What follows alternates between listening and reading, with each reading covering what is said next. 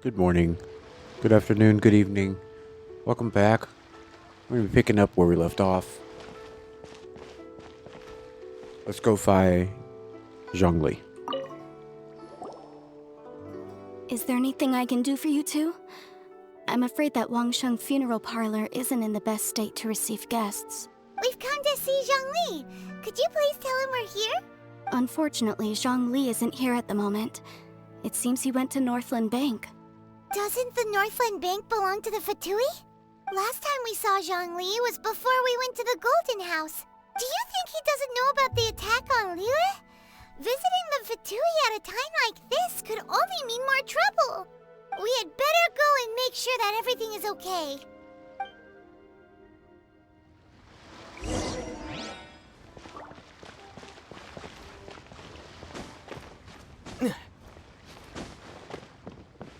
Oh, A reward on the road. look at that.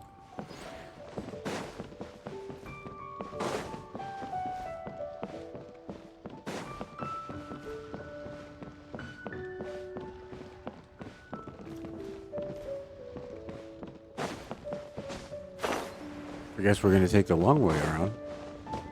No, this way. What should I put in my letter?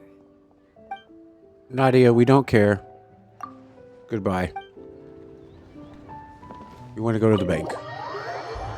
We need to make a withdrawal of Zhongli. Please? You call this cooperation And between thank you. harbingers?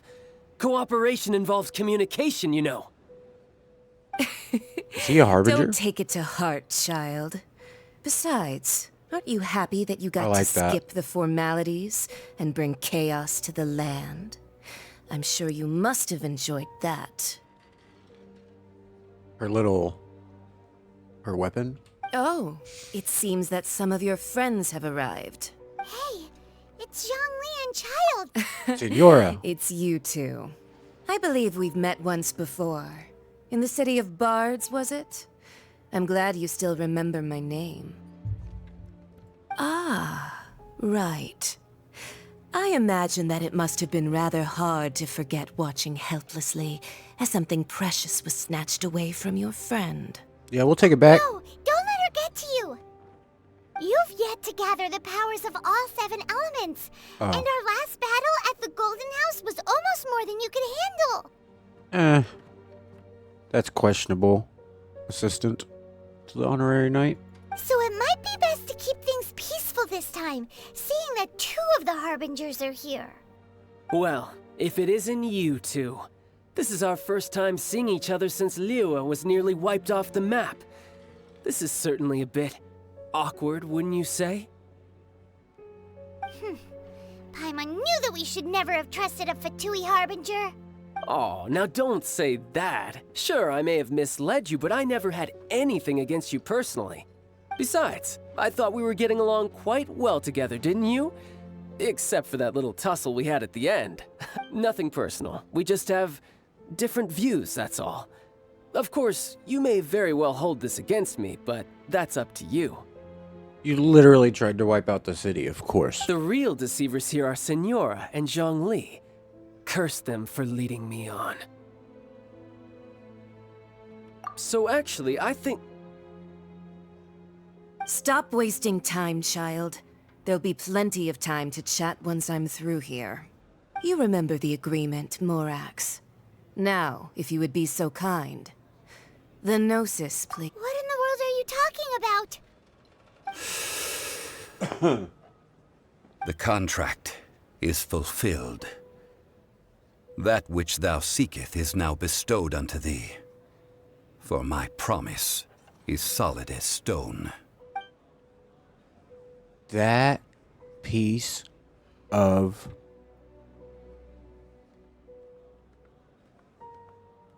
How sanctimonious.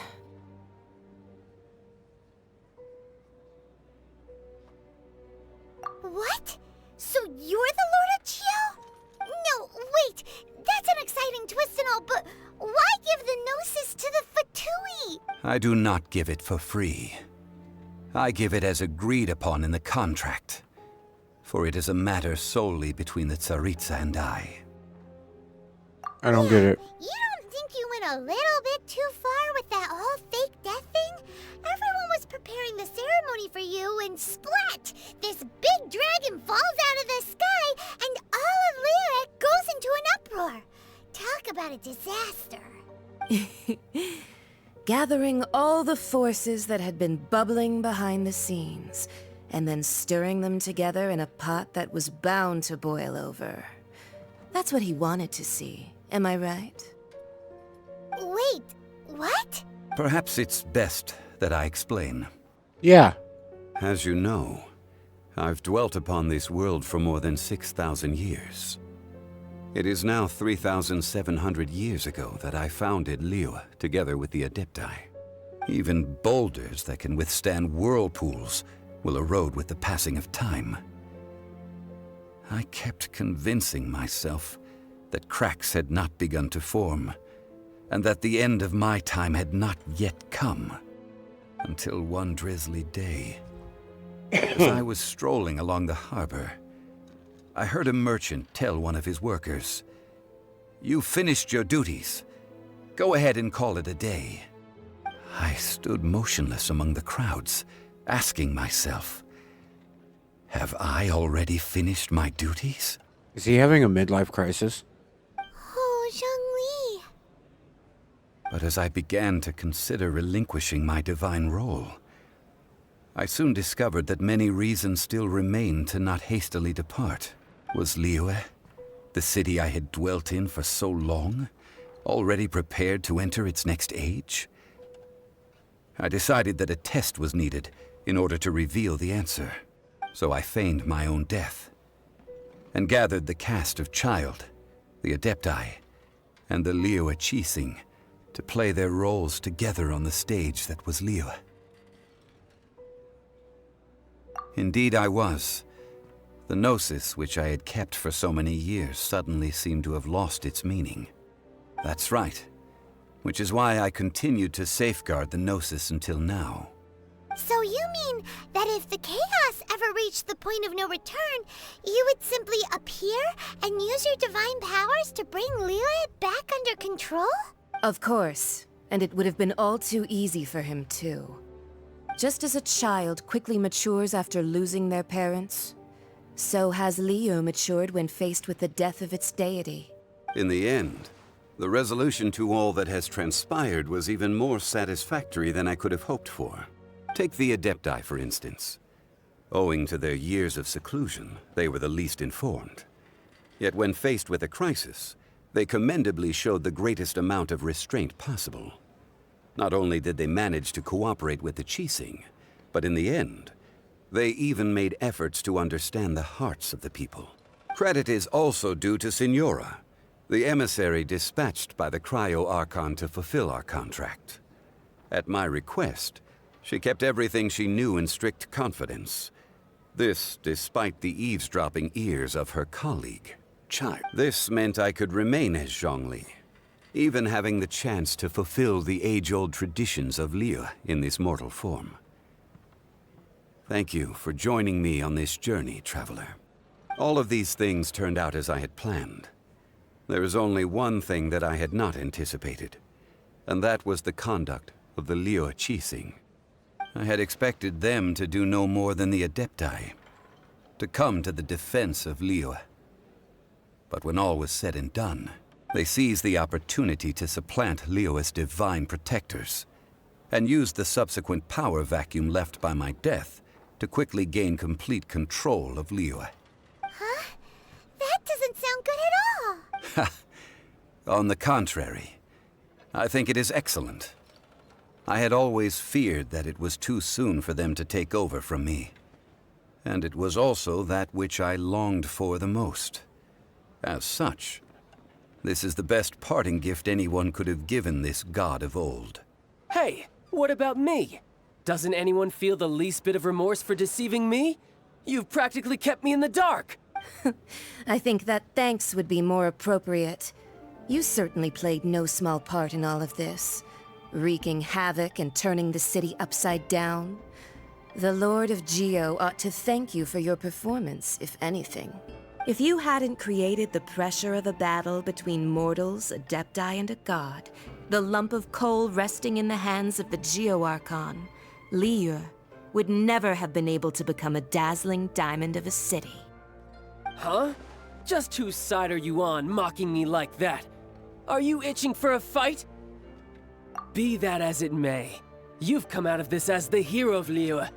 I, on the other hand, will be forever prescribed as a disturber of the peace, no?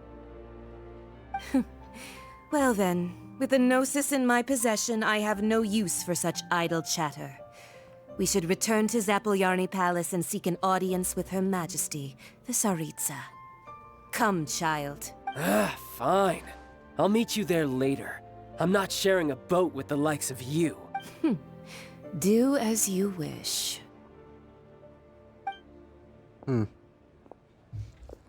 Interesting.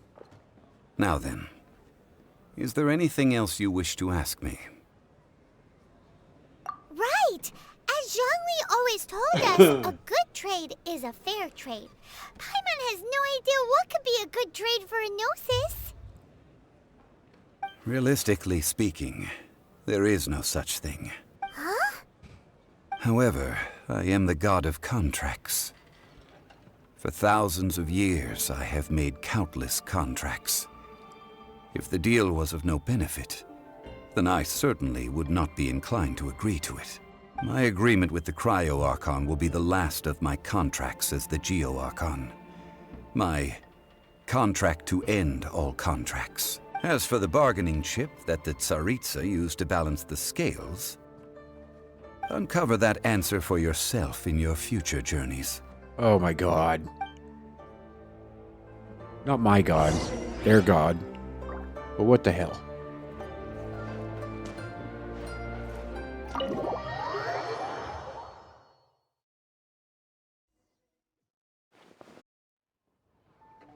Today's the day of the Rite of Parting. Although the star of the show is fake, we spent so much time trying to organize it, it would be a real shame not to go there now.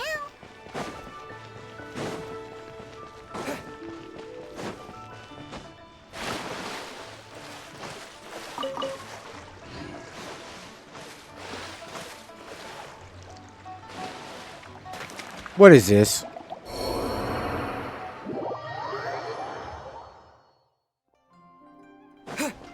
That was dumb.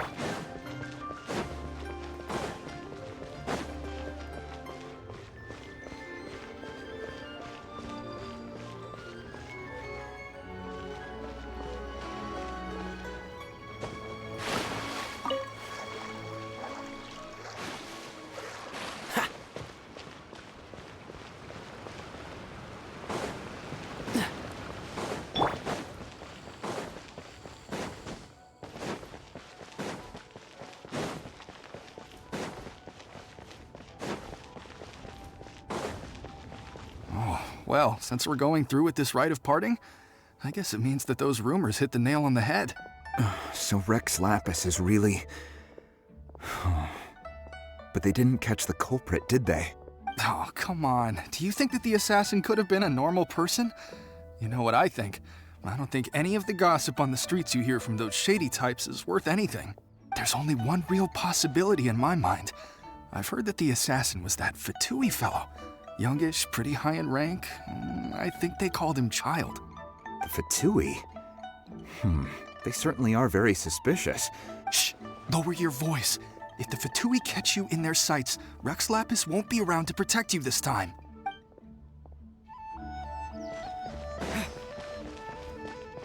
You know that god from the ocean couldn't have just shown up out of nowhere. I mean, it's been 2,000 years since Rex Lapis subdued it. Yes, and to think that this happened right on the heels of the incident with Rex Lapis, too. Say, do you think the person who assassinated our lord and released that evil god might have been one and the same?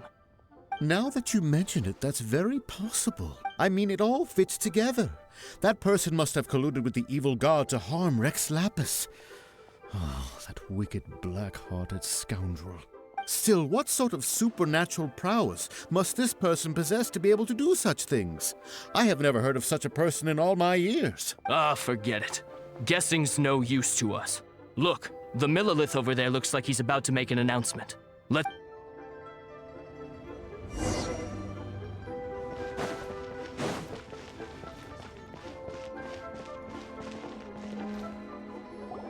Hear ye all, the Qixing's words.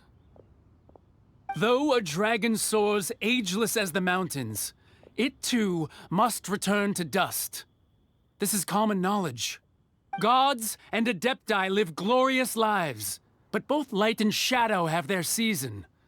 So too must they face divinely appointed trials.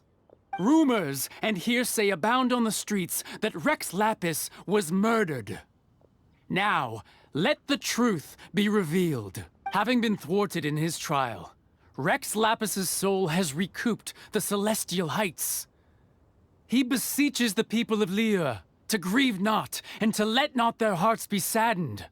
Nor are they to believe street-born rumors or indulge in baseless speculation.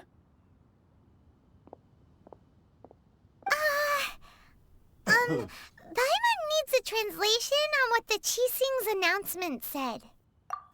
So that's how they're spinning it. Something feels off. Why would they suddenly give up looking for the murderer? Not to mention how this excuse sounds like something they just made up on the spot. Could the Qixing already have known that Rex Lapis wasn't dead? But Zhongli said that neither they nor the Adepti knew anything. Did Zhongli tell them in secret after his gnosis changed hands? Exactly, right?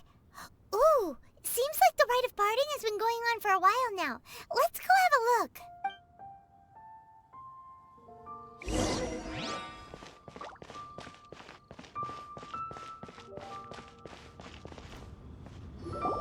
Look, it's Ningguang and Keqing. Are they saying something? Are their speeches over?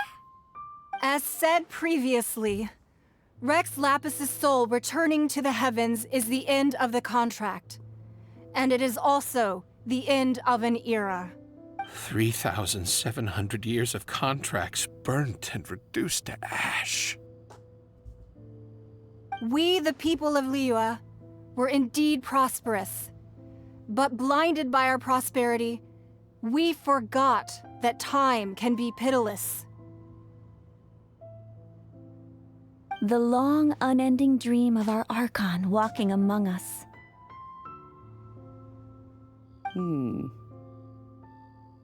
Now that we have awoken from our dream, we must learn to say farewell.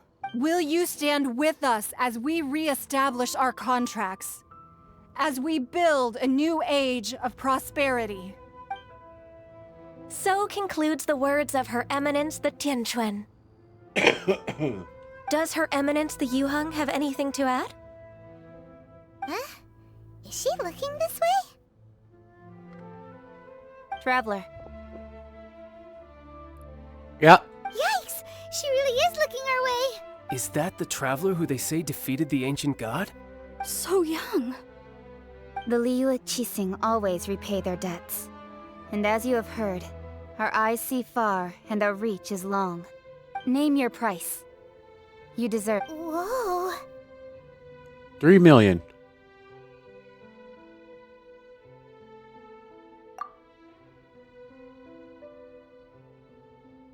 Well, could you help me put up some missing person posters?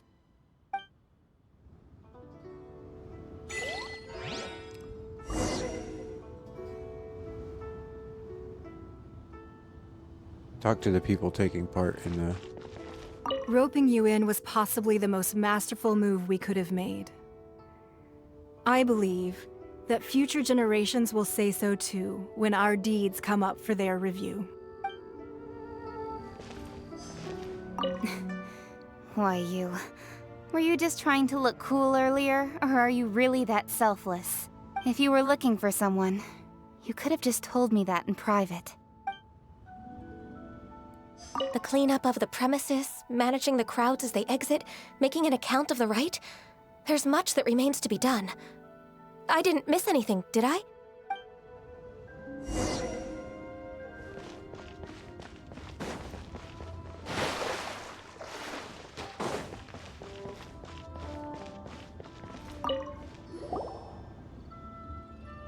Hey, Zhongli! Look at this! Everyone in Liyue is caught up in their potions, thinking that they'll never see Rex Lapis again. And here you are looking all relaxed. Why would I not feel more at ease after laying down the burden I have borne for 3,700 years? Right. If the two of you can spare the time, I should treat you to a meal at the Shinya kiosk. Ha! That sounds like big talk, Zhongli. Paimon might have believed you if you were treating us to some third-round knockout, but you'd have to pay out your nose just to stand inside Shinya kiosk. Are you sure you can afford it? You're right.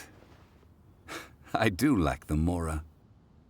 But why would Morax lack Mora? As the Rex Lapis Morax, I can easily create Mora. But since I have chosen to walk this earth as the mortal Zhongli, I should abide by the same rules that mortals do. When I was journeying with you, though I still had the Gnosis in hand, I knew that I must soon retire from my role as an Archon, so I had to rehearse a little for my new life. Oh, no wonder! Paimon gets it now. You didn't look at the price tags when we were spending because you've never had to. But since you weren't used to not being able to just make more Mora as and when you wanted to, you had to try becoming a parasite to society who lives off of other people's credit. Well, we were only spending Fatui money. You don't have to say it like that. In the City of Commerce, we do not merely exchange money or goods. We also exchange knowledge, memories, and foresight, as well as positions, roles, and lives. The Archon Morax could never experience life as the true mortal Zhongli could, no matter how many times he descended to be with his people. I must thank you for that. I will treasure the memories that I made as Zhongli, traveling the streets of Liyue with you. That is true, but there is no journey that does not end. No meetings without partings. Paimon thinks that we should make a move and continue our search for the Seven. I fear that continuing your journey may be difficult. The nation that neighbors Liyue by sea, Inazuma, is presently closed. Yes, the nation has been closed by order of its deity, the Electro-Archon Ball. And just as the people of Liyue preferred to call me Rex Lapis, she too goes by another name among locals in Inazuma. Paimon thinks we've heard that one before. Raiden? That is the case. And since Raiden is also the Shogun of Inazuma, people call her the Raiden Shogun. That said, though people at the wharf were saying that the situation in Inazuma is very tense, Paimon doesn't remember that always being the case. It wasn't that bad last year. Zhongli, since you're Rex Lapis, shouldn't you know something about what's happening there? Just how did Inazuma become a closed nation? It's because of visions. Visions? When faced with circumstances beyond their control, humans often bemoan their lack of power. But if a person shows true strength of will at a desperate and fateful moment in their life, the gods will look upon them with favor. This is what visions are. Magical foci bestowed upon those who have been acknowledged by the gods. That's how people in Teyvat see it. But starting from last year, the Raiden Shogun began promulgating the Vision Hunt Decree. Vision Hunt Decree? Yes. It was an order to seize all visions within Inazuma's borders, and to inlay them upon the hands of the statue of the omnipresent god. You want to seize visions? But why? Aren't visions blessings from the gods? I should think that in the Raiden Shogun's eyes, it is precisely because they are divine blessings. Whoa, that's harsh. The Animo Archon is the god of freedom, and the Geo Archon is the god of contracts. For her part, the Raiden Shogun is the god of eternity. It seems as though she has finally decided to eliminate any unstable elements that could pose a threat to her eternal realm. The fact that even I, the oldest of the seven, have now passed away, will only strengthen her resolve to pursue eternity. Knowing her, she must have again quoted that adage she is most fond of when proclaiming that decree to her people.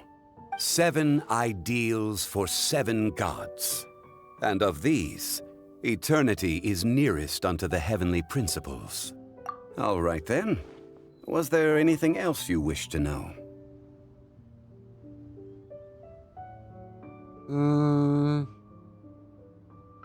No. Mora. That's right.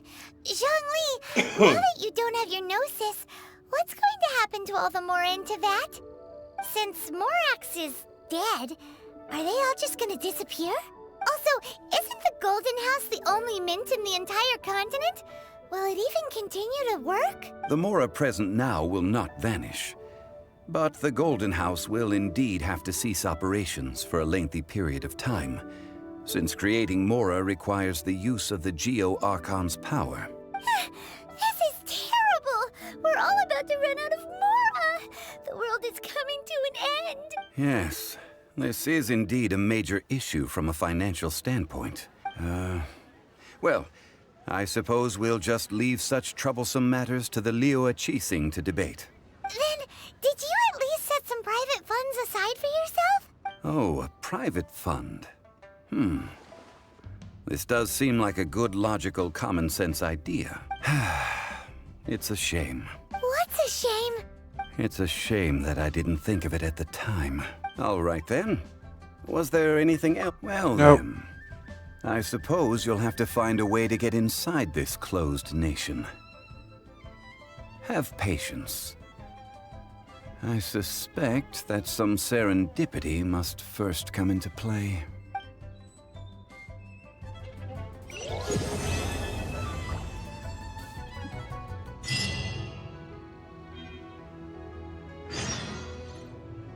Nice.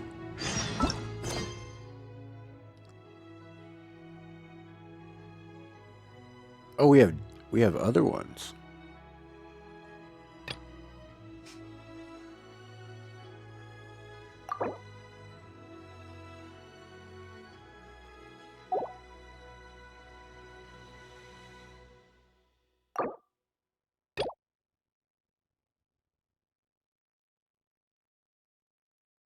What is this?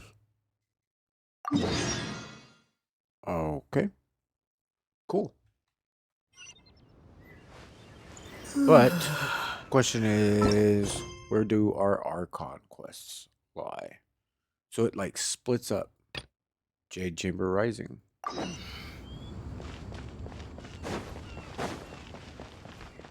Oh, we've got some other.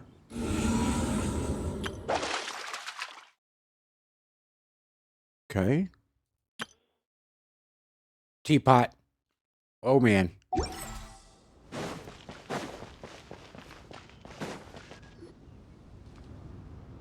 I have gathered everyone here today to make an important announcement. Perhaps some of you will have heard the news already. I am, in fact, planning to rebuild the Jade Chamber. Rebuild the Jade Chamber? That's a huge project! So the rumors are true. No wonder the price of building materials has gone up so much lately. The Jade Chamber means a lot to Lady Ningguang. Getting involved in this would be a huge opportunity.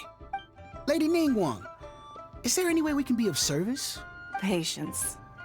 Since the news made it out a few days ago, I have already had many people contacting me to declare an interest in joining the project. Nevertheless, I do have a few matters I should like to entrust to you here today. The building site has been chosen, and most of the materials have been assembled. 3 key items are, however, still outstanding. They are as follows: Sunset Vermilionite, Wonder Cores, and Adepti Sigils. Excuse my ignorance, Lady Ningguang. I'm familiar enough with Plostrite, but I've never even heard of those other 2. Only sufficiently large pieces of Plostrite, or specifically vermilionite, may earn themselves the Sunset moniker. This stone is what allows the Jade Chamber to float. Wonder cores, meanwhile, are the central components of the mechanical structure of the Jade Chamber. Adepti sigils serve as a means of integrating the mechanical devices with Adepti art. They are as indispensable as the mechanical core itself. Although these 3 items are rare, I trust that with your connections and capabilities, procuring them will not be a question of if, but of when. I take the saying, time is money, more seriously than most. Efficiency is everything. I will pay a generous price for the materials that you find, and in addition, the first 3 people who collect all the materials will have the opportunity to ask me a question. You may ask me anything, and I will give you an honest answer. I trust that this means of compensation will be to everyone's satisfaction. These things won't be easy to get hold of. But if it means a chance to get some inside information on Liyue Harbor's development plan for next year... Then it's the deal of a lifetime. Information from Lady Ningguang is priceless. Whoever gets to it first takes the market. Haha, what a coincidence. I won't divulge too much, but I heard some murmurings about some Plostrite just the other day. So excuse me all, but, I have some business to do.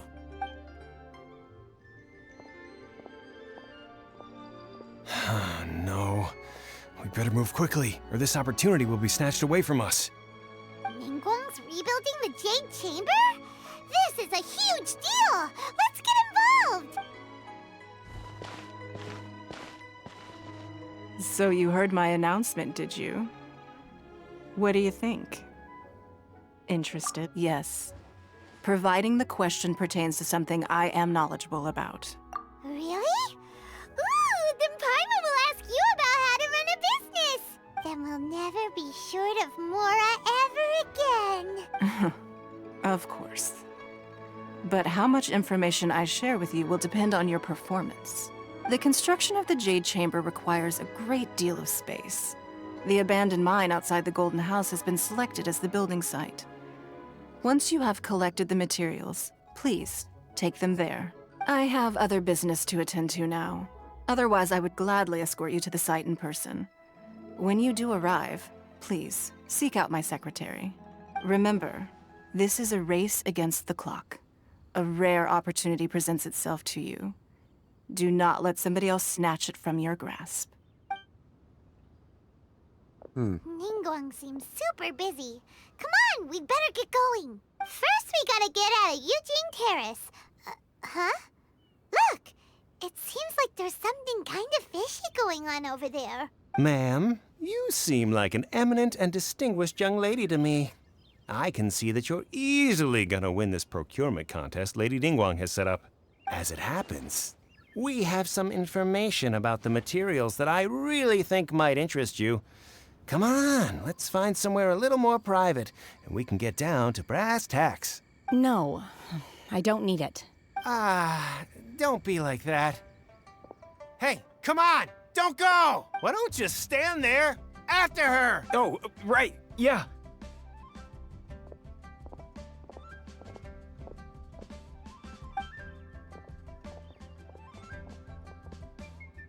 That's weird.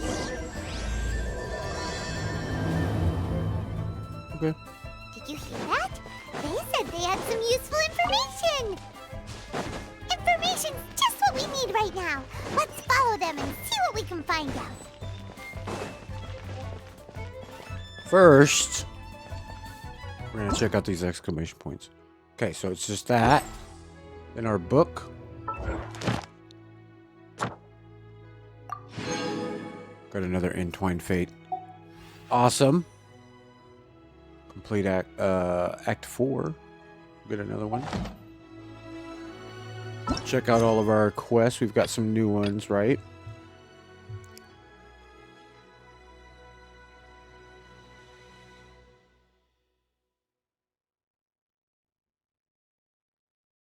Okay.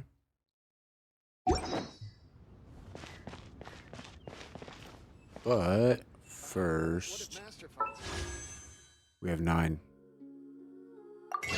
We have enough to get our 10th one. So we'll be able to end the episode like that, but let's check out that teapot. Here we go.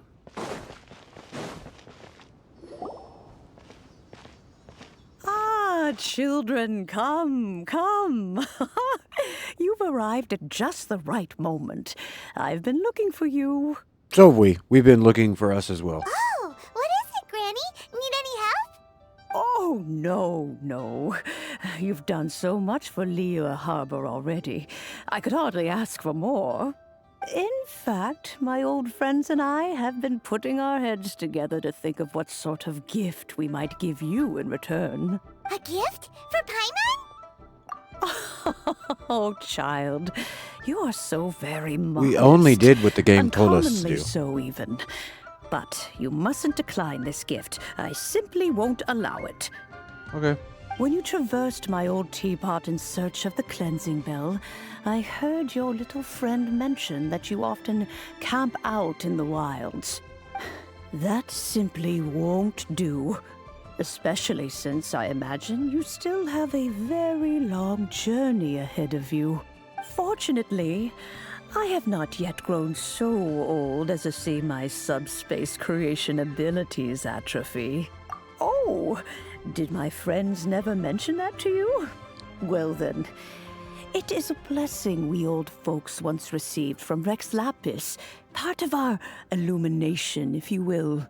I will not go into too much detail, but subspace creation is the ability to create a small, autonomous pocket world. The teapot that you entered previously was a little trinket created using that ability. So, in the eyes of an Adeptus, creating a magic teapot world is just child's play, huh? Oh, indeed, the teapot is nothing to boast of. One such as myself must depart from this realm to create a world of one's own. Rex Lapis, on the other hand, moved mountains and seas. That is what one might call an exercise of true power. But that's enough nostalgia for now. The gift that I have prepared for you just requires a few final materials to add the finishing touch. That's right! Finding stuff's what we're good at, after all. Oh, settle down now, children. There's no need for you to go running hither and thither. I have already found a fleet-footed youngster to prepare what I need. What's more, I doubt that you would know how to find the materials I am searching for. Some of them are very rare indeed these days. Well, for starters, I require some shimmer soil from the banks of Dihua Marsh. Back in the day, it could only be found where the glazed lilies thrived most profusely. You would have to dig downward, following the roots of the glazed lilies, and if you were lucky enough, you just might find a small patch of shimmer soil there. But almost no one has been able to find shimmer soil in this manner since Dihua Marsh came to be the way it is today. Even more difficult to find is smaragdus jadeite, which must be chiseled from the rock of the chasm. Or so it used to be. Ever since the Blackcliff Forge opened for business, they've slowly but surely stripped the mines all but completely bare of it. In any case, smaragdus jadeite is an adepti treasure, and the adeptal power within is not something that most humans can withstand. Extended contact with it is, in fact, harmful to humans. Goodness knows if that child will succeed in finding these items. Well, since you're an Adeptus, Granny, the person you asked for help, they must be an Adeptus too, right? Yes. I suppose she does count as an Adeptus. She counts? How come there are so many Adepti in Liyue Harbor? We seem to bump into them all the time. It feels like even when you go out to eat, you could be sitting next to an Adeptus and never even know it. Oh, maybe so. Who can say? A fair few of my old friends are rather fond of mundane mortal life, after all. I'm back, Granny. Oh, I don't believe we've met. Ah, allow me to do the honors. This child here is Yen Fei. She's the one helping run some errands for me. Yen Fei, I believe you already heard of the Traveler and his traveling companion. Of course, who hasn't? Much has been written about you in the Millilith's records. You became one of Liyue's most wanted after the Millilith marked you as a suspect following the incident at the Rite of Dissension. After which, you fought off the Millilith at Julian Karst and made contact with the Fatui. Before finally defeating an ancient god together with Granny and her associates, and subsequently being cleared of any and all suspicion by the Qixing. What a shame. A shame that we didn't meet sooner. If we had, well, I can't say that I would have been able to clear you of suspicion immediately, but it certainly would have been less, embarrassing for you. Allow me to introduce myself once more. I'm Yenfei, a legal advisor. Got a legal problem? You can come right to me. Oh, yes, here's my business card. You'll find it has my contact details and office address. Keep it handy. If you have an urgent issue, just leave me a note at this address. Oh, and I almost forgot to mention, I offer a very generous discount for first-time customers. All right, Yenfei, all right. Let's get to the business at hand. I do not think these two are in any dire need of legal assistance at the moment. You'll have to excuse Yenfei. She's always been like this, ever the talkative one when it comes to her own affairs. Paimon was gonna ask the same question. You seem really different from the ones we've met before. An Adeptus? I guess. Kinda. My old man said he was one anyway. He mentioned that he once campaigned with Rex Lapis for a long old time, and then after that was all over, he went back and married my mom.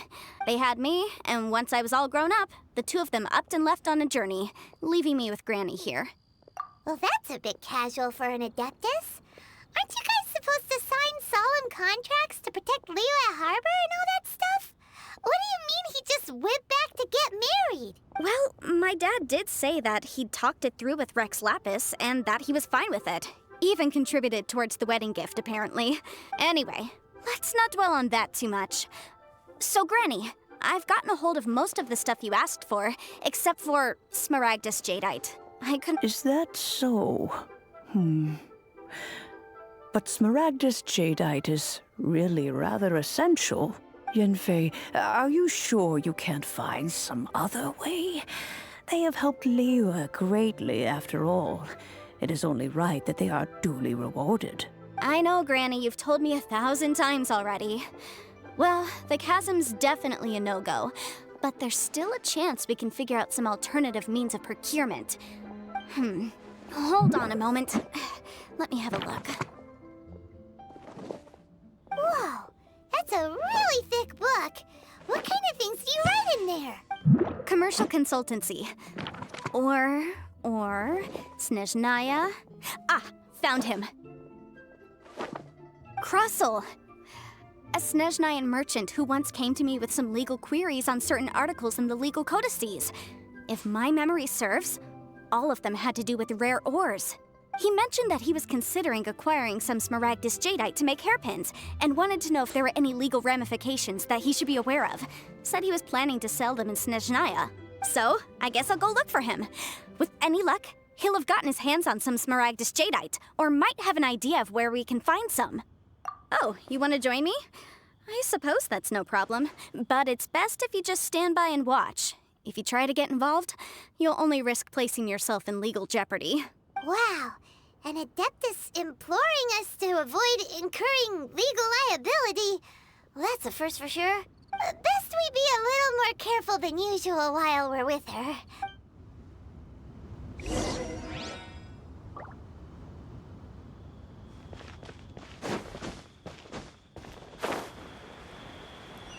All right. I was kind of hoping we could just get the teapot. But...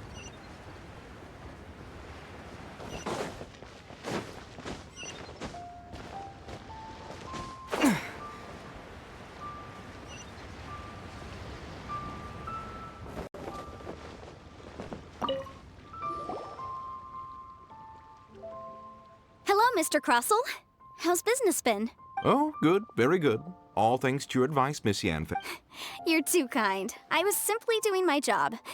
Now, I believe that the last time we met, you mentioned that you were looking to source some Smaragdus Jadeite to make hairpins. Have there been any further developments on this front? Well, yes. As a matter of fact, in the end, I did acquire a small piece of Smaragdus Jadeite and had it fashioned into a pair of hairpins. Miss Yanfei, might I presume that you have an interest in the hairpins? I must apologize. I've already rented them out to a lady named Jade Chamber. If you'd like to inspect them, you may have to wait quite some time. Wait, isn't Smaragdus Jadeite really rare? Aren't you worried about the hairpins getting damaged or lost while they're being rented out? No, I'm not worried in the slightest, because I signed a contract with Miss Jade Chamber before renting them to her. The contract makes it quite clear that if she loses or damages the item in question, she must compensate me for its full original value. In return, I included a clause that guarantees the Smaragdus Jadeite is genuine, with a penalty of 10 times the item's value payable by me to Miss Jade Chamber in the event that it is shown to be a fake. Guaranteed genuine, with 10 times the value payable if this claim is shown to be false. Yes, these terms are very clear indeed. Of course. This way, both the client and I have the assurance we need. To ensure fairness, each of us has retained an original copy of the contract. In that case, might you know where Miss Chow lives? We'd like to pay her a visit and have a look at the hairpins. Oh, of course. She wrote her address down when we signed our contract. Here, I'll mark it on your map for you. Thanks a lot, Mr. Crossell. We'll be... I should only captivate the atmosphere here and there.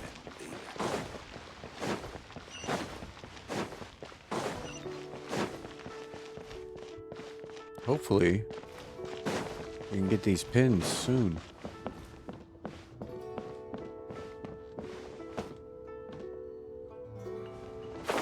Is it on the other side of this?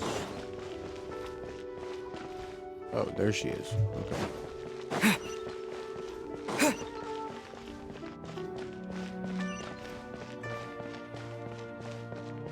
There's no way to get up there that way. We have to go across the street.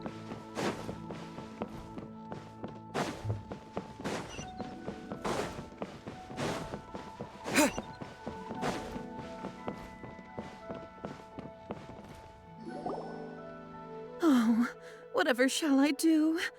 Yes, that's me. Is there something I can help you with? How do you do, Monsieur Chow?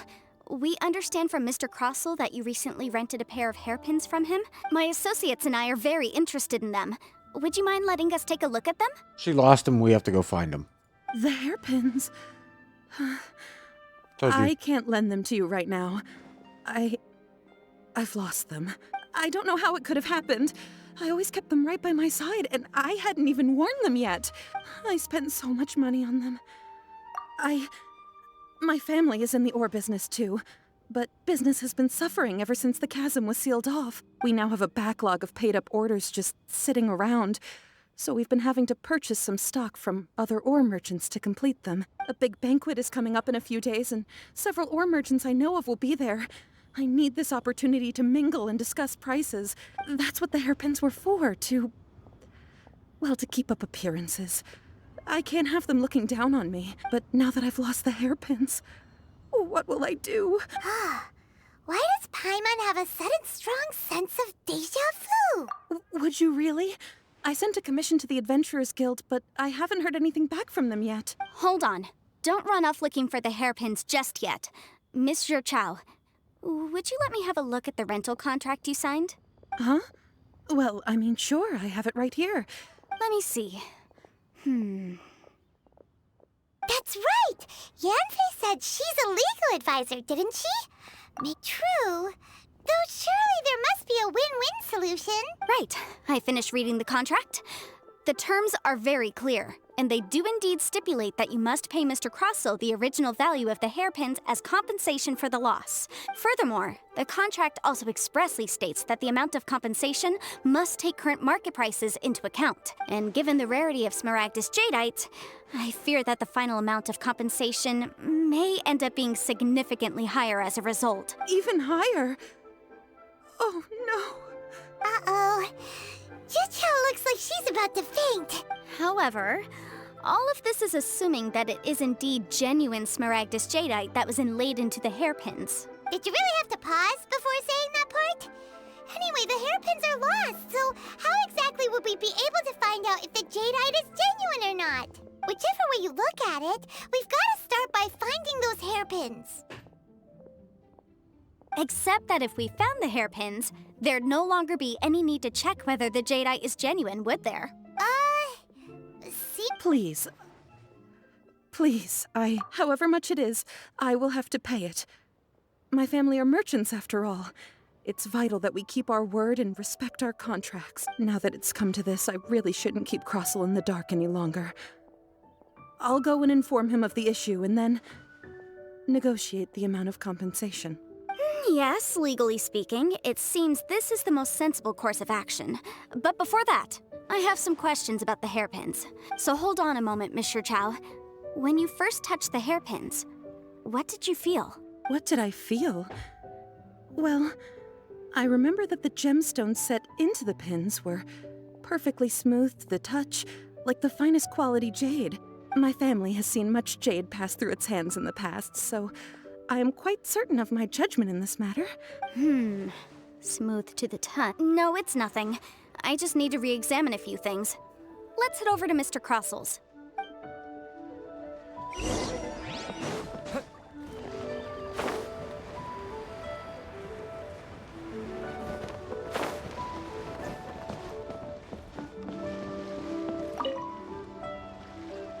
Ah, Miss Yanfei, you've returned. With Miss Juqiao in tow, too, I see. How are the hairpins?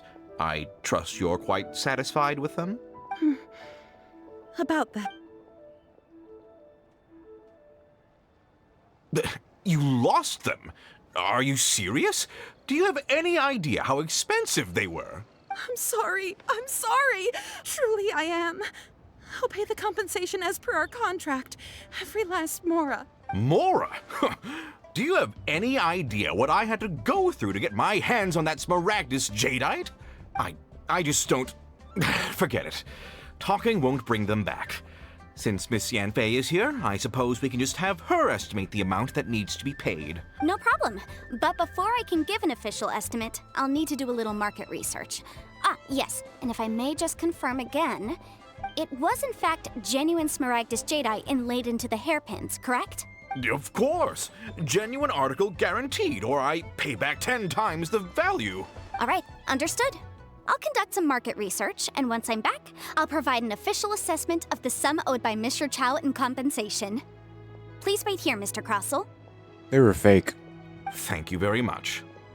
How could she lose my hairpins? She'd better pay every last mora that they're worth. Looks like I'll have to find some way to raise that money. Please wait, Mr. Chow.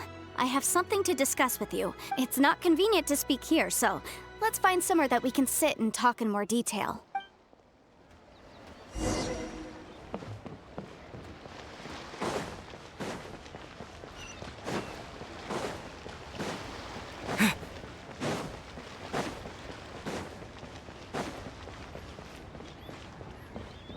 The hairpins are fake. It was fake jade.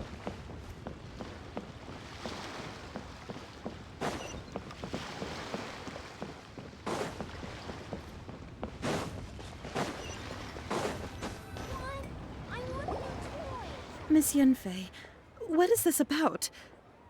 Are you here to tell me how much I owe? No. What I wanted to talk about is, there is a chance that the ore inlaid on those hairpins may not be Smaragdus Jadeite after all. What do you mean? Are you implying that you already sneaked off and found them? Obviously not. I'm no adventurer, let alone a member of the guild. I don't run thankless, time-consuming errands for a living.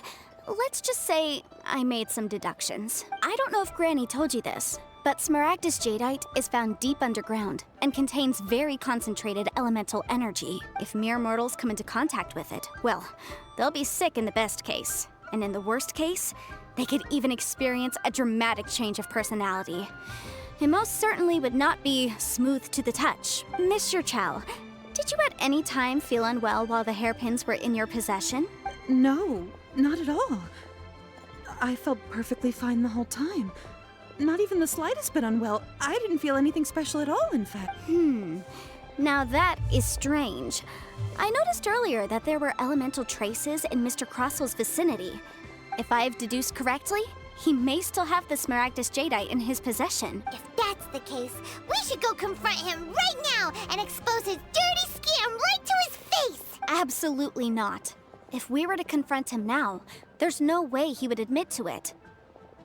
And then he'd throw the Smaragdus Jadeite into the sea the moment we were gone. After that, he would simply insist that Mr. Chow pay up per the contract. He would lose nothing. Meanwhile, we would have to look under every stone in Liyue, hoping and praying that the hairpins do actually still exist somewhere in this world. So vivid that Paimon thinks it might be experience talking. Oh, it certainly is. I've seen my fair share of situations like this, and brute force methods are certainly one way of resolving them. Fortunately, I have far more elegant solutions at my disposal. I'll share them with you in due course. Well then, since you're so experienced in dealing with problems like this, perhaps you could help me, Miss Yunfei. Oh, that won't be a problem. But first, Mr. Chow, can I ask you to please sign this contract? Huh? Does there have to be a contract for everything? Paimon can't even keep track. It feels like Yanfei is even more concerned with them than a certain someone else we know. These are my formal terms of engagement. Everything prior to now has just been pro bono advice. But for me to investigate any further, I require a written contract. Any work commissioned but not bound by a contract cannot be relied upon. I understand. Then I will be glad to place this matter into your capable hands if you will take it, Miss... No problem. Just sign here, and I'll sign too. Okay.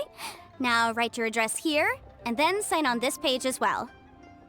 And I'll also need your signatures on pages 5, 7, and on the very last page. Finally, if you could just use this ink pad to make a handprint over here. This contract has so many pages! All right, that should do it. My fees are the same as always, and they're written in the contract. Have a look through and let me know if you have any questions. I've had a read through. Everything checks out. Well then, here's your copy of the contract. I will retain the other copy. Not for now, no. Despite how intractable this problem might sound, it will actually be quite straightforward to resolve, once we've got some things squared away. I don't believe you have been part of an investigation like this before, in which case, hopefully this should be quite the experience. Miss Yunfei, I have to ask, why are you helping me? Because, as it happens, I'm currently trying to acquire some Smaragdus Jadeite myself. I noticed strong traces of geo-energy around Mr. Crossel, so perhaps he has, in fact, secured some. Whether he actually made it into an item of jewelry or not is a separate matter, but either way, it's a lead. As long as we follow it, who knows?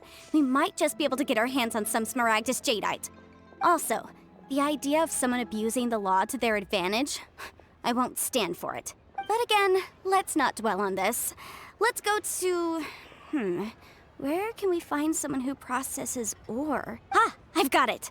Let's pay a visit to Chateau, the boss of the Jade Mystery. He's a professional when it comes to working with stone and ore. If Mr. Crossel had his ore worked on at all, Chateau would undoubtedly have been his first choice. Alright, you're gonna go see that guy again.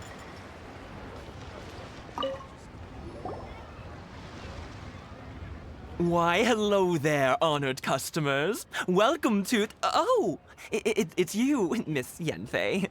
Is something the matter? Surely not more spurious claims that my jade betting is rigged and no one can ever win? Oh, I swear on all that is sacred. No, nothing of the sort. Has a Snezhnayan merchant named Crossel enlisted your ore processing services recently by any chance? A Snezhnayan merchant named Crossel, you say? I do remember that. He brought me a piece of ore, claiming that it was Smaragdus Jadeite. That was the first time I'd ever encountered it, so I had no way of telling if it was really Smaragdus Jadeite or not. But if a customer insists, far be it from me to contradict them. He was quite generous with his money, too, so I didn't give it too much thought. I processed the ore as per his request. Do you have any leftover debris from your work on it? Why, yes. It was my first time encountering this ore, after all, so I kept a few loose shavings to study myself later. They're right over there, and... Thank you, sir. We'll take a look at them.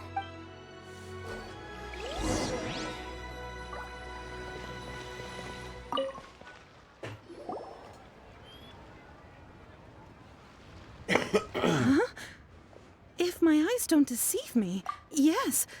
It's not particularly rare, nor is it especially valuable. It's used to make jewelry all the time. I've heard it said that Smaragdus nephrite is in fact the outer layer of Smaragdus jadeite, though no one's ever proven it. A thin layer of separation, huh? If you must see for yourself, try examining these shavings for traces of elemental energy. Smaragdus nephrite is an entirely... Is that so? Well, we might as well give elemental sight a shot. So, did you find anything? So they really are different. But wait, how come Jichao was able to tell what it was just by looking at the shards? That's pretty awesome. There's nothing special to it. It just so happens that I've come across a great many of these in my time. These two stones actually look very similar. Someone without a deep understanding of them would find it very difficult to tell them apart. There may be only a subtle difference for the casual viewer, but that translates to an astronomical difference in terms of the market price. And, I'm sure, a significant difference in the cost of having them carved into shape. All right, let's focus up. We're going off on a tangent. But, never mind, Shirto. Why would Mr. Crossell... Unusual actions have unusual reasons behind them. Let's take some of these shavings back to Chateau.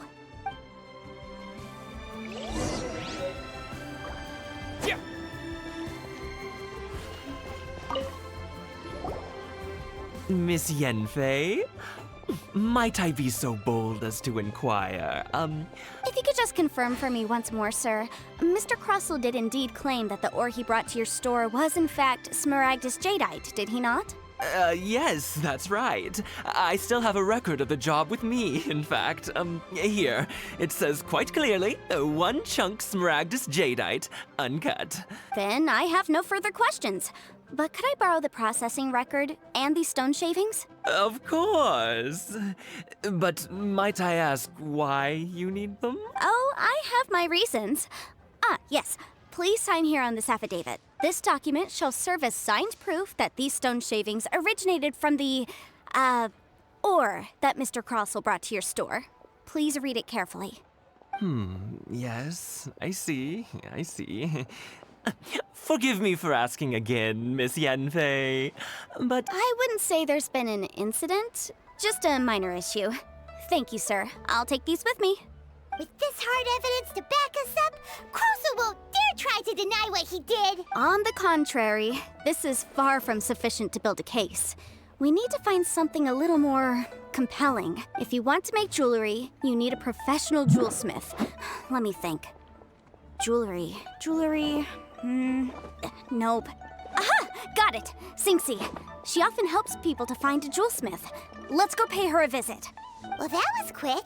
How come you know so many people? Because lots of people come to me for legal advice every day. As you know, Liyue Harbor is the city of contracts. And contracts, well, I should say laws, are very important to us. But the amendments made by the Tianquan to our laws are unnecessarily complicated. As such, legal advisors like myself provide quite the popular service indeed. So you help them make sense of the law. But didn't you say that it's hard to understand and impossible to finish? Yes, well, that's no obstacle because I've memorized all the legal codices. You memorized them? You sound surprised. Knowing the law inside out is a legal advisor's bread and butter, you know? Oh, this has nothing to do with being an adeptus. I just like reading things. Again, with that casual tone. Well, that's that then. Let's go look for Singxi.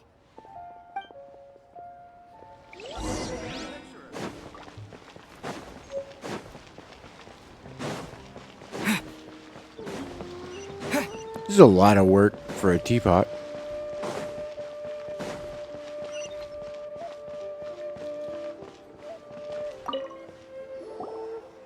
Oh, Miss Yanfei, it's you. Has something happened? Did the client from last time... Have no further trouble from then on? Yes, of course. I'm just here to ask you a few questions. Has a merchant by the name of Crossel asked you to put him in contact with a jewelsmith recently? Krosel. Yes, I remember him. He's a merchant from Snezhnaya, no? Yeah, he came to me with a chunk of something he called Smaragdus Jadeite.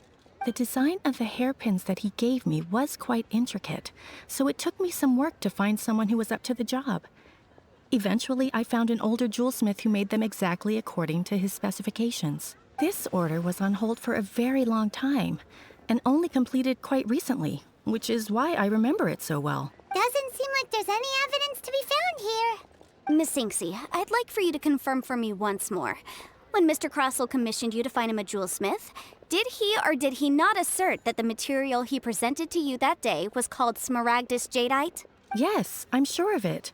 The hairpins were made using many expensive materials, and the asking price was quite high, so we had to put this transaction on record with the Ministry of Civil Affairs. Mr. Krosel wasn't very familiar with the necessary procedures, so I filed it on his behalf. I also kept a copy for my own records. See for yourself, the item is called Smaragdus Jadeite Twin Phoenix Pins. The inlaid gemstone is recorded as Smaragdus Jadeite. The document even has the official seal of the ministry on it. Thank you, Sinksy. Now, could you let me borrow this document? Sure, it isn't serving much purpose here anyway. I take it then that there's been some more trouble? Nothing you need to worry about, just a minor issue. I'll return your document as soon as I'm done with it. Thanks again. Why is everyone's first reaction always to assume someone or something is in trouble? I believe we have almost all the evidence we need. We just need to make one last trip. Let's go to Boo Boo Pharmacy to speak with Dr. Baiju. The weirdo with the snake around his neck? What do you want to speak to him for? Because only he can provide an authoritative statement confirming that Smaragdus Jadeite is harmful to the human body. Once we have this final piece of evidence in our hands, we can wrap this case up. Okay. Good.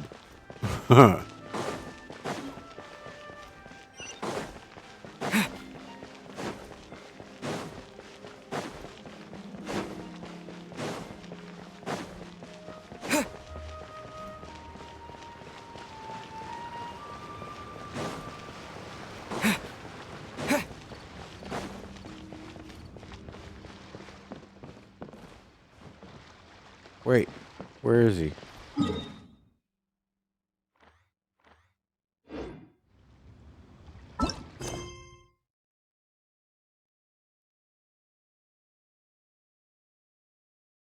Occupied by other quests.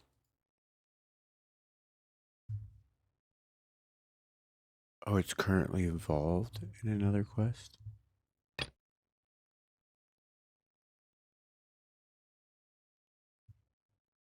Okay. Let's go over here since we're in the area. But it should normally tell us where everything's at, or who's being occupied.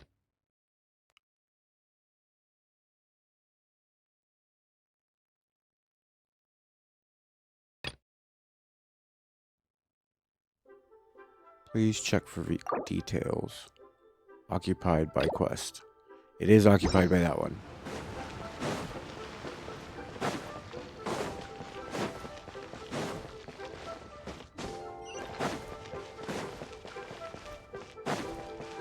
They're not here.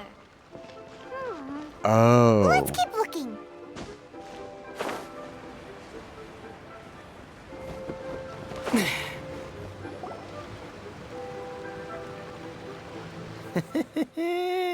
Well, will you look at that, ma'am? Nowhere left to run. Don't worry, we're not bad guys. You give us some mora, we give you a little info. Everybody's a winner. Boss, I got a bad feeling about this. Look at her, the white hair, the energy she gives off. I'm telling you, there's something different about her. So what? She's loaded. How are we ever going to repay those gambling debts if we just let money walk away from us, huh? I've already told you. I don't need your information. If you still can't grasp that, I'm happy to repeat it in a way that won't be so easy to forget. Come on, ma'am. You seem like an intelligent lady. I shouldn't have to spell this out to you. It's not about whether you need the info or not, okay? It's about you taking out your money and handing it over and nobody getting hurt. I won't. No more excuses! I know you have money. I saw you. Yeah, I saw you.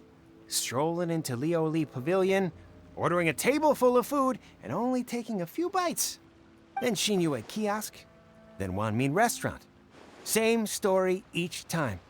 You order all the signature dishes, take a few bites, then you're on your way again. How could you afford to be so wasteful if you weren't from a rich family?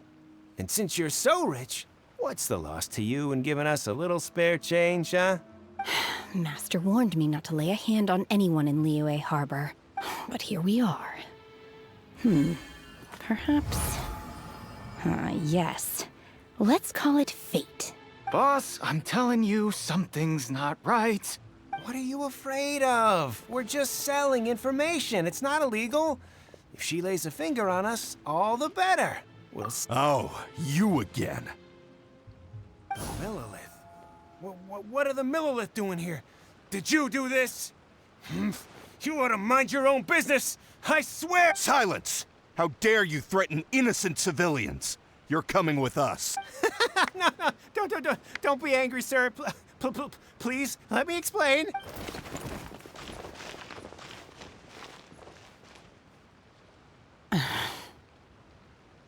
Shenhe. Shenhe? My name. Oh, so your name's Shenhe. Paimon's name is... well, Paimon. And this is Paimon's travel buddy. Oh, I've heard about you two before. Thank you for helping to defuse the situation. I could have dealt with it myself, though. I suspect smashing his head against the ground a handful of times is all it would have taken to get him to surrender. You can't do that. That's way too violent. This is Liyue Harbor. There are laws against that kind of stuff, you know. Laws? No, apparently not. Really? So how exactly have you... That would be my stomach growling. She farted. I haven't eaten enough. She's so honest. Wait, that's right. They said you went around all the restaurants ordering this and that and the other, but only took a small bite of each dish. Then of course you're still hungry. So, anything in particular you're hungry for? Chingson, glaze lily, violet grass. These are my usuals. Medicinal herbs? Kinda hard to explain. Anyway, Booba Pharmacy's not far away. Let's take Shenhe there for a big medicinal meal. After all, you can't work on an empty stomach.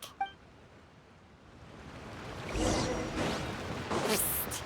Do you think Shenhe might be an adeptus? Are you here to buy some herbs? Chingson, glaze lily, and violet grass, please. Half a pound of each. What kind of prescription is this? Sounds more like a lunch order.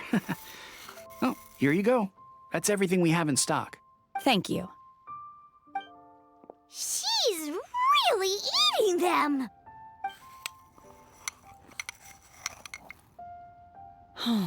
My hunger has now abated. Rather awful. Though they were not completely devoid of sweet fragrance. After consuming a large quantity of them, bitterness is all that remains. So, how come you chow down on these and barely touch the restaurant food? If Paimon had enough Mora, Paimon would go to the fanciest restaurant in town and order a whole table of food and eat it all in one go. Because I'm not sure whether I will remain here in the future. The food of the mortal realm is most delicious, but should I return to the mountains, yearning for the food here shall only pose an obstacle to my continued spiritual development. Sampling each dish in order to appreciate its taste is enough. Return to the mountains. That proves it. Paimon knew she was an adeptus. Enough about me. What are your plans from here? Oh, right! Paimon almost forgot. We came out to take part in the Rebuild the Jade Chamber competition. And now we're held up for so long? I see. I heard something about the contest when I was passing by. Yep!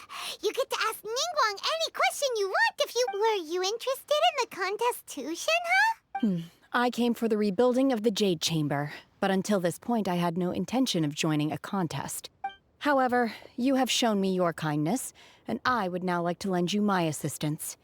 Oh, don't worry. I ask for nothing in return. Wow! You really don't have to, but having an Adeptus help out will make things... Then let's not delay. I have a plan. Great! Paimon bets this is gonna be the awesomest plan ever! I am not sure whether, or to what extent, this plan can be classified as awesome.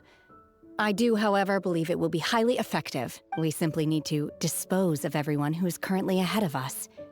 Then, we alone shall become the victors. Veto! That is not acceptable! Not by a long shot! Really?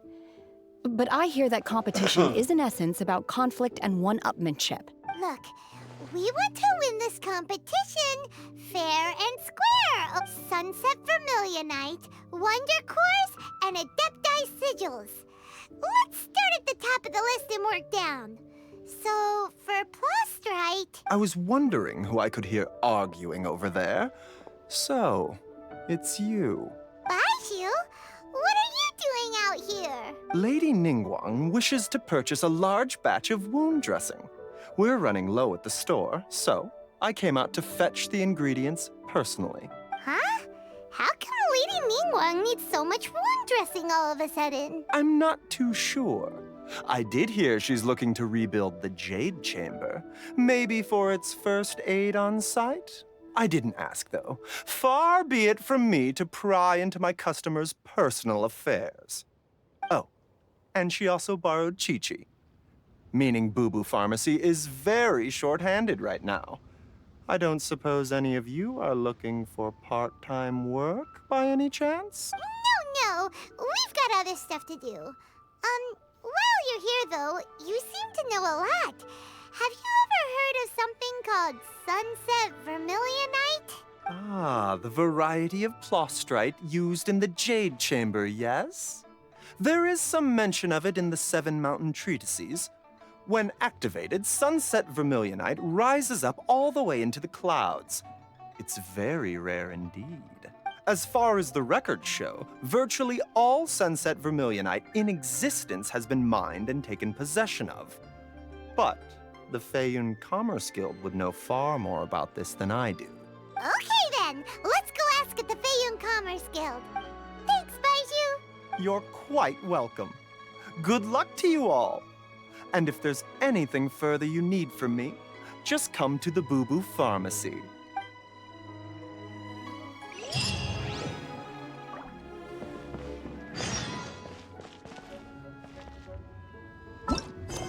Okay, back to the teapot.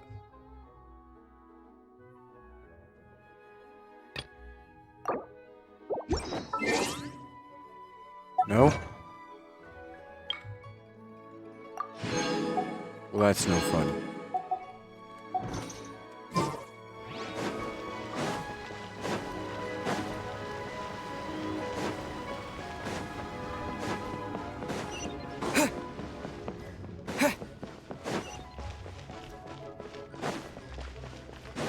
What about now?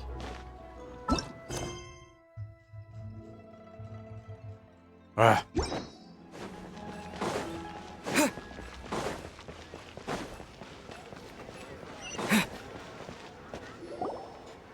Master Xingqiu, thank goodness you're finally back. Oh?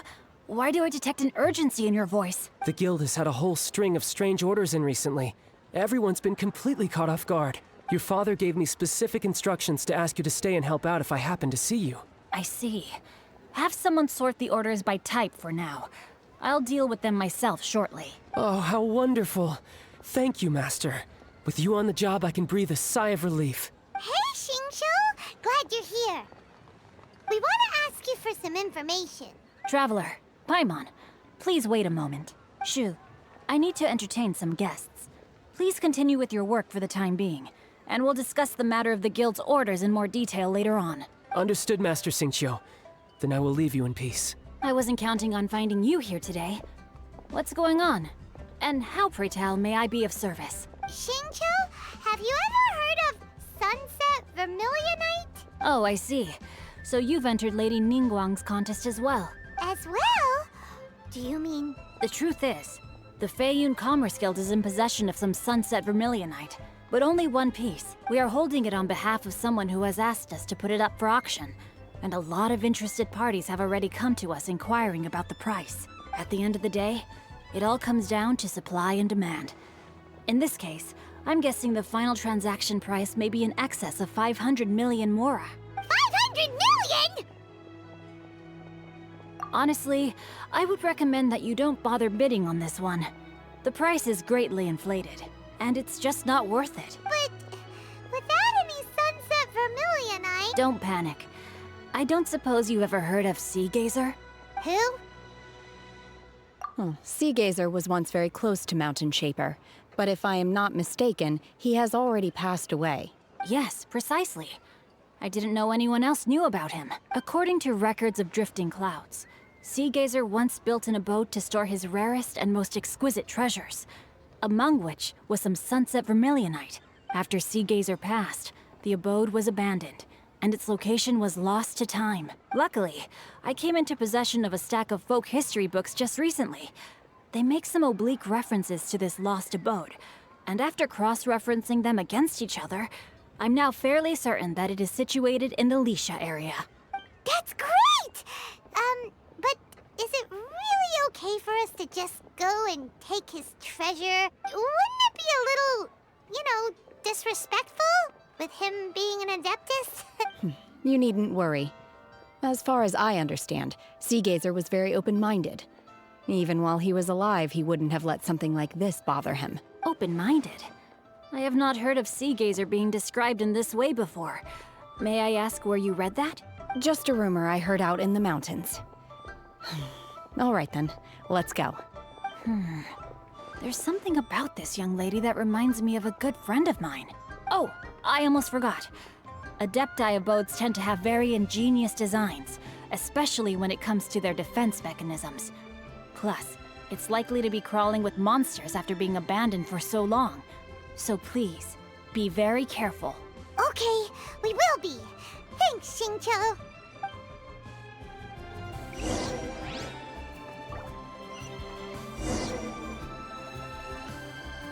Awesome. It opened up. Hopefully we can get this teapot finished, the quest for it, and then we'll get to mess around with teapot. We'll continue the Archon quest also as well, but maybe I'll do a video of just the teapot and building that.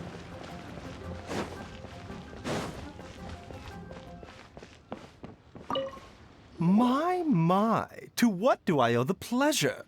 Though I'm afraid that if you're looking for our little Chi-Chi, she's out gathering herbs. And if it isn't Miss Yanfei as well, now that's an even rarer honor. What business brings you here, might I inquire? Some charlatans peddling ineffectual medicines again, no doubt? No. I'm here this time to ask if you're familiar with Smaragdus Jadeite.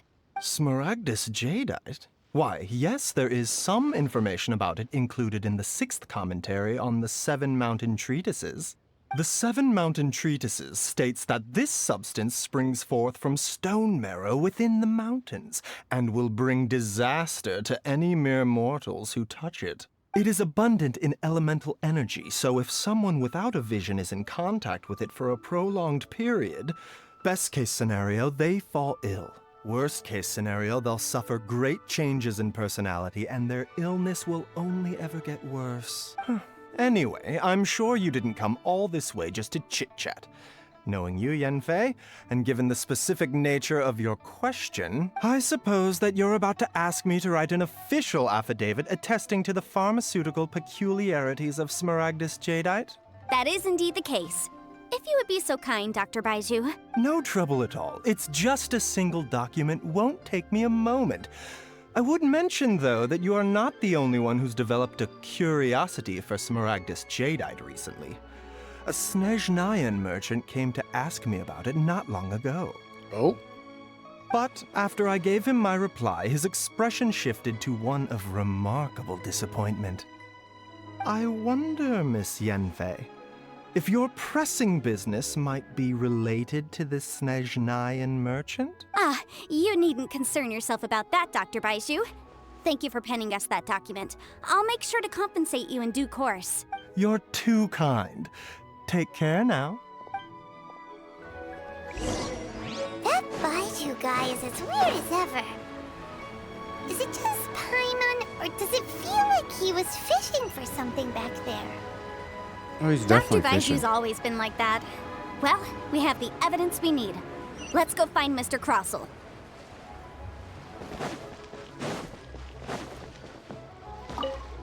Nope. Wrong person.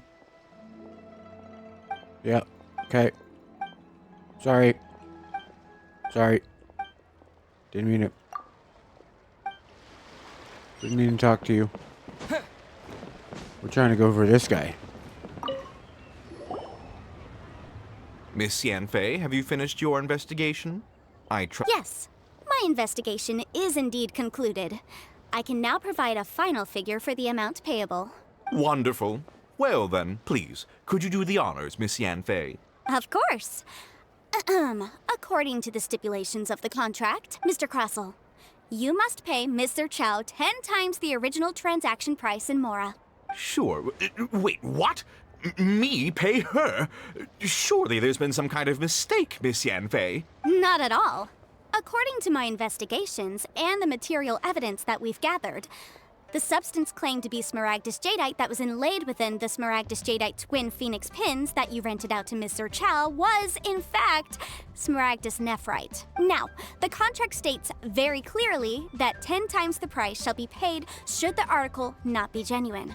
Accordingly, you are liable for this sum, which is payable to Mr. Chow in Mora. Material evidence? What material evidence? Why, Miss Yanfei, you cannot frame me like this. I spent a huge sum to obtain that Smaragdus Jadeite, and yet you claim that the ore inlaid on the hairpins is somehow fake? I demand to see your evidence. Indeed. Only a testimony from an expert witness involved in the processing of the ore can serve as an authoritative assessment of whether it is genuine. This is a processing record from the Jade Mystery, along with stone samples and an affidavit signed by the business owner, Chateau. Seriously? Even the boss there couldn't differentiate between Smaragdus Jadeite and Smaragdus Nephrite. How does this prove anything? In any case, Smaragdus Nephrite is the outer layer of Smaragdus Jadeite. So I had him cut away the nephrite, he returned the valuable jadeite core to me, and some nephrite samples remain in the store. What am I missing exactly? That's an unsubstantiated belief. Well, your claim that my ore is fake is just as unsubstantiated. And we are here to talk about evidence, aren't we? Ugh. Looks like our first piece of evidence didn't convince him at all. Seems like he came prepared. What should we do next? Hard evidence. Something legally binding. We have just the thing. Show him, Traveler. Oh, come on. I meant the backup. This document proves that my hairpins are the real deal, doesn't it? This is the Ministry's seal, after all. It shows that the ore inlaid on the pins is indeed Smaragdus Jadeite. Our second piece of evidence didn't work either. You know, you could be right. Perhaps the hairpins are the real deal after all. Of course I'm right. All the evidence shown supports my story.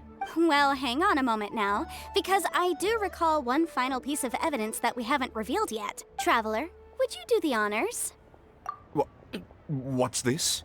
Smaragdus Jadeite springs forth from stone marrow within the mountains and will bring disaster to any mere mortals who touch it. Sustained contact with Smaragdus Jadeite over a prolonged period will, in less serious cases, cause a mild malady, while in serious cases, the patient may suffer a dramatic change of personality and fall seriously ill.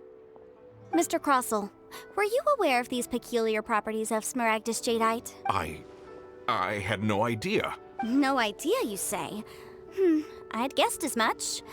But for you to have rented out such a dangerous item, I'm afraid that this falls outside the scope of my work, but within that of the Ministry of Civil Affairs. However, I'm sure that the Ministry will be relatively lenient, considering that, as you say, you were ignorant of the danger you posed. Don't worry, Mr. Crossell. I will make sure that all the evidence presented here will be handed over to the Ministry. I trust that you'll give them your full cooperation in their investigations. What? Wait! I knew. Oh, so you knew? Oh, dear Mr. Crossell. But if you knew of Smaragdus Jadeite's dangerous properties beforehand, why would you— Huh? No, The hairpins aren't actually inlaid with genuine Smaragdus Jadeite? Is that what you were about to say? You do understand, Mr. Crossell, that this means that you will have to pay Ms. Sir Chow 10 times the original price in Mora? Mr. Crossell, your answer, please. My client and I are waiting. Yemp, he's seriously intimidating right now. I admit it. I confess. The ore I had inlaid on those hairpins was Smaragdus Nephrite. But I'm a victim in all of this too. I invested a great deal of time and money into acquiring that small amount of Smaragdus Jadeite, in the hopes of turning it into a piece of jewelry that would fetch a fine price. But after receiving it and carrying it around for a few days, I started to feel extreme discomfort. I couldn't sleep a wink or eat a single bite. I was in a constant state of agitation, too. I went to Boo Boo Pharmacy to get myself checked out, only to discover that this sort of stone cannot be worn as jewelry. But how could I let all that money go to waste? That's why I had another pair of hairpins made from Smaragdus Nephrite, which is almost indistinguishable from Smaragdus Jadeite. I kept the real Smaragdus Jadeite in a specially made box. I daren't touch it again. I was worried that someone would see through it, which is why I only dared to rent them out, not sell them. And then to top it all off, Jiqiao lost the hairpins after I rented them out to her. Exactly! If they weren't the real deal, why'd you make her pay so much? I didn't want to either, but when I purchased that Smaragdus Jadeite, some of my business partners found out. I knew they'd be watching closely to see how much I could make off it. If word got out that I sold a pair of fake hairpins, then my days in this line of business would be over. All right, let's cut the appeals phase right there. I failed to see what bearing any of this has on your transaction with my client. According to the contract, you must pay Mr. Chow 10 times the original price in Mora, and that is final. 10 times? Crossell looks like he could faint any second. As for me, according to my contract with Mr. Chow, 20% of that sum will go to me. 20%? That's as much as I spent on that Smaragdus Jadeite. There's no need. It's fine. You don't have to pay me that much, Mora. Even if the Smaragdus Jadeite on those hairpins was fake, I still bear responsibility for losing them. Ms. Jiqiao, you— However, Mr. Crossell, since you have no use for that chunk of Smaragdus Jadeite, why don't you give it to me instead? I'll consider us even. What? But all right then. This cursed rock's brought me enough grief as it is. Miss Yunfei, I'll turn this Smaragdus Jadeite over to you. I trust that it will suffice as remuneration? Well, that's not quite how the rules say this should go. But whatever. It'll do. Thanks so much for your help this time, Miss Yunfei. When you have the time, I'll be sure to visit and express my thanks more appropriately. Oh, come on. No need to stand on ceremony.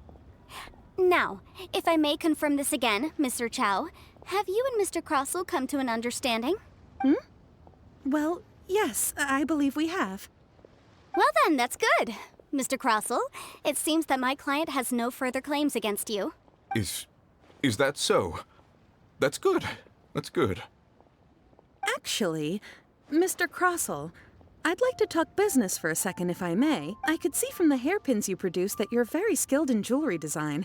My family, on the other hand, works in the ore business, and we have a fair stock of fine ores. If we could join forces, your jewelry designs and our choice ores, I think we could do some fine business between us. Let me think for a moment. Well, that's that. And we've got the Smaragdus Jadeite that Granny wants too. All's well that— Exactly.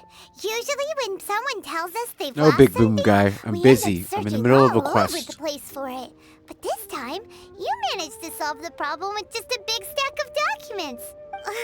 Even though the solution didn't involve actually finding the hairpins. The right solution depends on your perspective on the problem. The objective of my client, Mr. Chow, was to reduce her liability to pay compensation.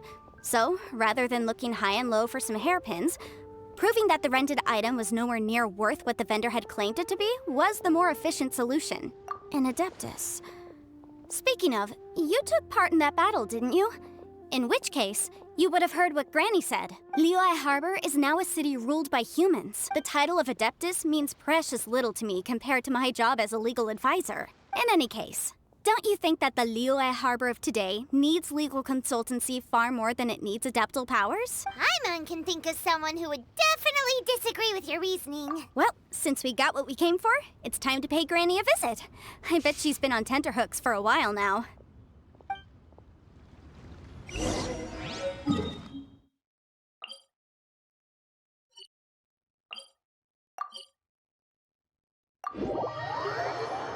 Excuse me.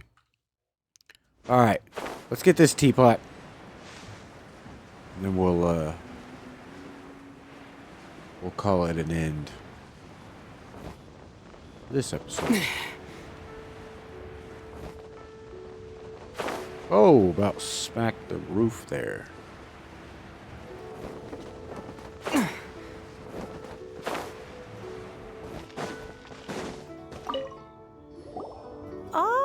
You've returned. How did it go? Were you able to find the Smaragdus Jadeite? Good, good. Then we have all the materials we need. Well, if we're all set, Granny, I'll get going now. Got a ton of clients waiting for me back at the office. Oh, you? All right then. Go see to your business. Granny should be able to handle the rest. I'm off then. Bye! Oh yes, Traveler. Make sure you don't lose the business card I gave you. Okay. I've been looking into the laws of other nations as well. If you should ever bump into any trouble with the law, come find me directly. Regulars get discounts too. Come now, child. Are you leaving or are you not? If you have no wish to leave, perhaps you'd like to help me clean my teapot. I'm leaving! I'm leaving! That child. Goodness knows where she learned to be so rambunctious. Her father was hardly so riotous or fond of talking nonsense back in the day when he stood beside Rex Lapis. Indeed she is. Liyue has changed, and the Adepti must also learn to change. Yanfei might be overly garrulous, but she is also the most intimately acquainted with the city among us all. Liyue is not the same place I once knew. All right, then. Yeah. Granny, give us a speak of teapot. this no more. Back on topic. I believe that I still owe you a little gift. Oh, Paimon's so excited! It is but a single teapot. It shan't take long at all. Just wait here for a moment.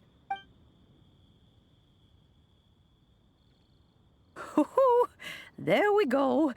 This Serenity pot is all yours now. Hold it firmly.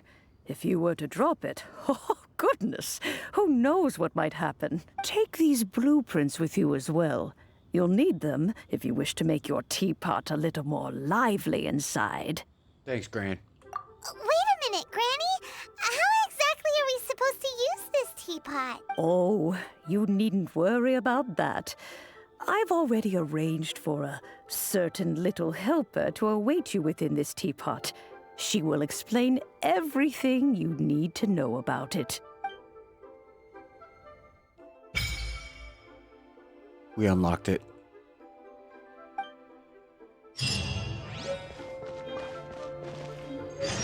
We obtained some new stuff. We're gonna check. There's our teapot.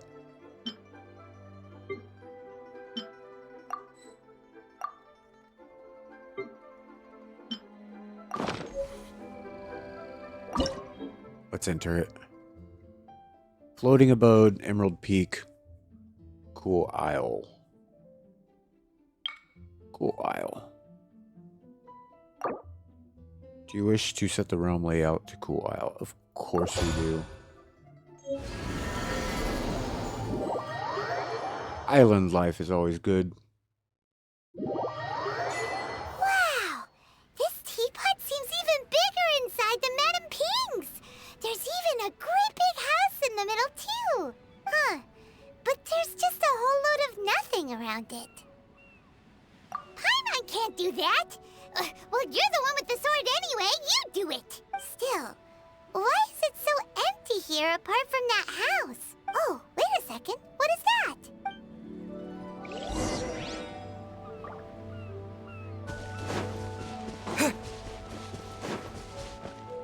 Well, it seems that we have a visitor. It's a huge finch! Excuse me, I am not a finch. I am a teapot spirit, and you may call me, hang on a moment. What am I supposed to be called again? Oh, call me. I suppose you may call me Tubby. So you're the little helper Madame Ping mentioned? Madam Ping? Oh, you must mean Ping. Yes, she did summon me here. She told me much about you. You may leave all matters regarding the upkeep of this realm to me. Your journey may be far from over, but at least this way you will not want for a comfortable place to sleep each night. Though it is the Adepti who create realms such as this, they generally do not have the time of day to attend to the banal matter of their maintenance. Thus, we teapot spirits were created to help guard their realms and manage their affairs. You may consider me a butler, if you will. Now, allow me to explain this realm to you. Have you any blueprints on you? Specifically, blueprints with beautiful rooms, chairs, and the like. As long as you have a blueprint, you can refashion this realm however you please. Blueprints? Oh, that's right! Granny handed us some when she gave us the teapot, didn't she? Yes, these are the blueprints I'm talking about. Go on, open them up.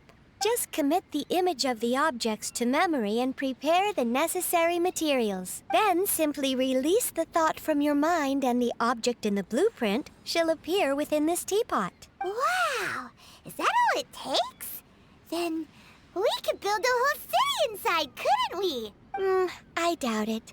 A golden-eyed adeptus explained this to me at some point in the past. He said that even though subspace creation is a product of adeptal power, even that has its limits. This world is not a true one, after all.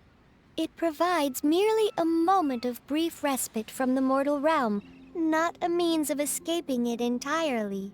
A golden-eyed adeptus? Paimon wonders who could that be? I hardly remember myself. What's more, I have never seen that adeptus again since. Well, let's not dwell on that. Have a look around. Best you get accustomed to this realm. If there's anything you would like to ask, just look for me. Awesome. All right. This is just explaining everything. I have some idea of okay. Yep. Awesome. I have a small idea of what's going on.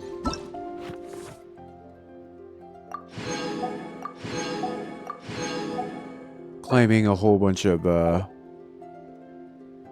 replicas.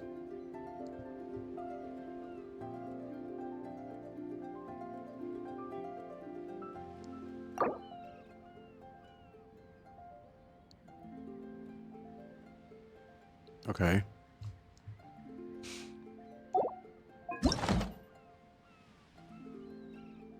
Oh. Okay.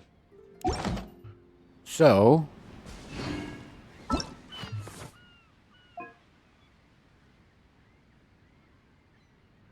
create furnishings, Realm Depot. More details. Okay. Cool.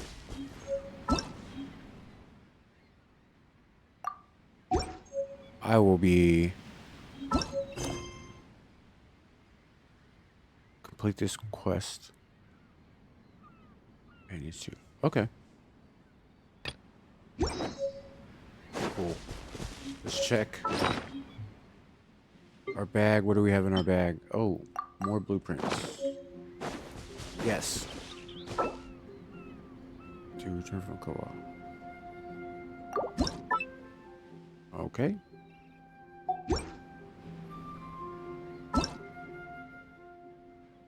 Oh, this is just showing number of players.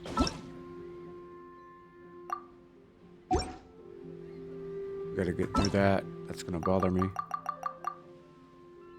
Awesome. Talk to Tubby.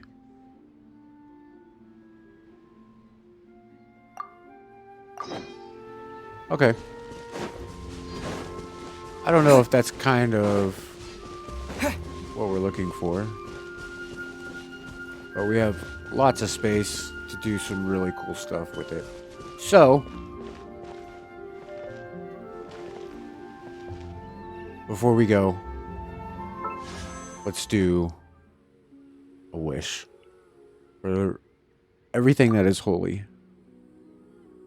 May the Animo, may the Nemo, and the Geo. We have all these wishes. We're at 10 right there, so we're at 50. Here we go.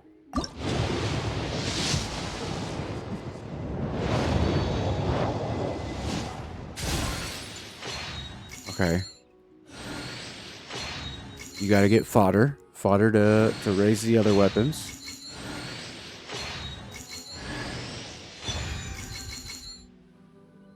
If that's the only thing we get, we can, you know, enhance one of our character's weapons. If that's it, I'm gonna be. That's it. That's it. So now we're at 60. Not really sure how to feel about that one, but it is what it is. It's the way of the road. It's the way the cookie crumbles. Sometimes life hands you a bag of crap. But it's okay. We will continue. We will move on. I appreciate y'all for watching. If you've made it this far, have a great day. We'll see you in the next one. Toodaloo, Tubby.